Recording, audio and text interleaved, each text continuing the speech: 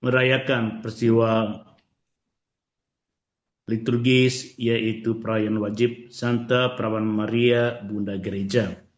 Renungan yang kita ambil dari Injil Yohanes bab 19 ayat 25 sampai dengan 34. Marilah kita dengarkan secara bersama-sama. Waktu Yesus bergantung di salib dan dekat salib Yesus berdiri ibunya dan saudara ibunya Maria, istri Kleofas dan Maria Magdalena. Ketika Yesus melihat ibunya dan murid yang dikasihinya di sampingnya, berkatalah ia kepada ibunya, "Ibu, inilah anakmu." Kemudian katanya kepada muridnya, "Inilah ibumu." Dan sejak saat itu, murid itu menerima dia di dalam rumahnya. Sudah itu, karena Yesus tahu bahwa segala sesuatu telah selesai, berkatalah ia, supaya genaplah yang ada tertulis dalam kitab suci. Aku haus. Di situ ada suatu bejana penuh anggur asam. Maka mereka mencucukkan bunga karang yang telah dicelupkan dalam anggur asam pada sebatang hisop lalu mengunjukkannya ke mulut Yesus. Sesudah Yesus meminum anggur asam itu, berkatalah ia, "Sudah selesai." Lalu ia menundukkan kepalanya dan menyerahkan nyawanya. Karena hari itu hari persiapan dan supaya pada hari Sabat mayat-mayat itu tidak tinggal tergantung pada kayu salib, sebab Sabat itu adalah hari yang besar. Maka datanglah orang-orang Yahudi kepada Pilatus dan meminta kepadanya supaya kaki orang-orang itu dipatahkan dan mayat-mayatnya diturunkan. Maka datanglah prajurit-prajurit lalu mematahkan kaki orang yang pertama dan kaki orang yang lain yang disalibkan bersama-sama dengan Yesus. Tetapi ketika mereka sampai kepada Yesus dan melihat bahwa ia telah mati, mereka tidak mematahkan kakinya. Tetapi seorang dari antara prajurit itu menikam lambungnya dengan tombak dan segera mengalir keluar dari darah dan air. Demikianlah sabda Tuhan. Terpujilah Kristus. Saudara-saudariku pendoa yang terkasih, sehari setelah gereja merayakan Pentakosta, kita merayakan Santa Perawan Maria Bunda Gereja. Bagi saya, Pentakosta adalah proklamasi kehadiran gereja sebagai karya nyata Allah bagi dunia dan untuk dunia. Pada kesempatan ini saya mengajak kita merenungkan peran Bunda Maria dan teladan Bunda Maria. Saya yakin kita semua sebagai devosan kepada Bunda Maria sudah sering merenungkan kisah-kisah biblis tentang Bunda Maria. Oleh karena itu saya menempatkan renungan hari ini meneguhkan apa yang telah hidup di dalam diri para bapak, ibu, saudara-saudariku yang terkasih. Maria disebut beberapa kali dalam Injil Sinoptik maupun Injil Yohanes. Namun nama Maria tidak nampak di dalam kehadiran Yesus selama 40 hari setelah ia bangkit.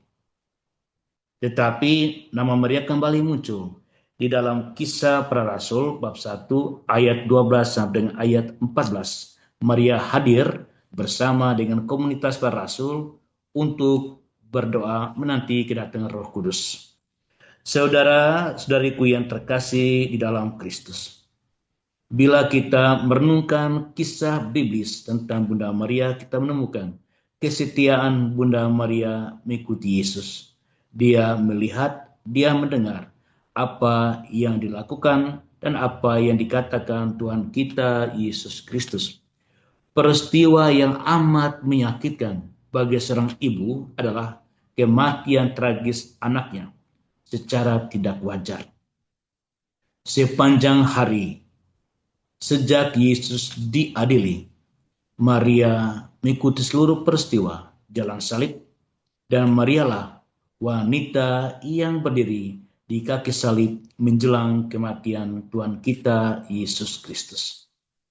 Bersama dengan istri Kleofas dan Maria Magdalena dan Rasul Yohanes, di sana mereka mengelilingi, berdiri di depan salib, tempat Yesus yang akan menghembus nafas terakhir. Nah, saudaraku terkasih, di sini ada ucapan yang menarik, yaitu Yesus melihat bundanya dan melihat murid indikasinya, dan ia berkata kepada ibunya, "Ibu, inilah anakmu," sambil menunjukkan kepada Yohanes murid indikasi. Dan kepada murid indikasi itu ia berkata, "Inilah ibumu." Sejak saat itu murid itu menerima Maria di dalam rumahnya, di dalam persekutuan para rasul. Ini mengandung makna simbolis yang mendalam. Mengapa Yesus tidak mengatakan, "Hai Maria, pulanglah ke saudara-saudaramu di Nazaret"? Tapi Maria diminta bergabung di dalam persekutuan para murid, yaitu gereja, dan Maria menjadi bunda gereja. Yohanes, itulah ibumu, dan ibu itulah anakmu, dan gereja adalah juga anak dari Maria yang sungguh menjadi satu. Saudara-saudariku yang terkasih di dalam Kristus, oleh karena itu, selain teladan kesetiaan Bunda Maria, maka kehadiran Bunda Maria dalam gereja adalah amanat Tuhan kita Yesus Kristus. Ingatlah, ketika Saulus mengejar-ngejar murid Kristus, ia berkata, "Hai Saulus, mengapa engkau menganiaya aku? Mengapa engkau menganiaya gereja, menyiksa gereja?" Itulah ucapan menunjukkan Yesus bersama dengan kita, dan di sana Maria hadir sebagai bunda. Sahabat-sahabat rohani yang terkasih, oleh karena itu, ada dasar biblis yang amat sangat kuat. Maria menjadi labuh kita berdevosi, sehingga kita menyapa Maria Bunda Gereja, Bunda kita. Oleh karena itu, datanglah kepada Bunda Maria. Dia sungguh beserta kita ketika ia menunjukkan kesetiaan kepada Yesus. Dia juga setia kepada kita dalam suka dan duka kehidupan kita. Saya punya kebiasaan yang sejak saya bangun dari frater, yaitu setiap pagi saya selalu berdoa, 1 kali Bapa kami, 3 kali Salam Maria. Bagi saya ini sangat powerful. Bagi saya, dengan 1 kali Bapa kami, 3 kali Salam Maria, saya percaya Bunda Maria mendampingi saya dalam kelemahan saya, kerapuan saya. Bunda Maria mendoakan saya untuk dikuatkan oleh kekuatan Roh Allah. Semoga kita yang telah dianugerahi Roh Kudus membiarkan itu bekerja bersama dengan doa-doa Maria dan hati kita yang diarahkan kepada Dia. Inilah ibumu, hai para devosan LPF. Dan Yesus berkata, "Lihat, itulah anakmu." Para devosan LPF, selamat menikmati kehadiran Maria, rahmat surgawi. Dahulu, kini, dan kelak, dia tidak berubah seperti putranya. Tuhan memberkati kita. Amin.